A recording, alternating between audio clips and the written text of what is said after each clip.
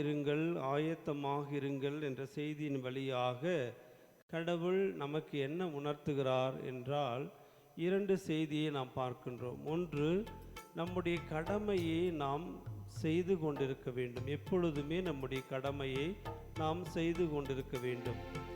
இரண்டாவதாக, தயார் நிலையில் இருக்க வேண்டும். நம்முடைய உயிர் நம்மை விட்டு எப்பொழுது பிரியும் என்று தெரியாது. எனவே ஒவ்வொரு நாளும் கடவுள் நமக்கு கொடுத்திருக்கிற பணியை, அது குடும்ப பணியாக இருந்தாலும் அல்லது அழைத்தல் வாழ்வாக இருந்தாலும் அல்லது ஆசிரியர் பணி, மற்ற பணிகளாக இருந்தாலும் தன்னுடைய கடமையை அவ்வப்பொழுது சரியாக செய்வது முதல். இரண்டாவது, எப்பொழுதுமே நாம் தயார் நிலையில் இருக்க வேண்டும்.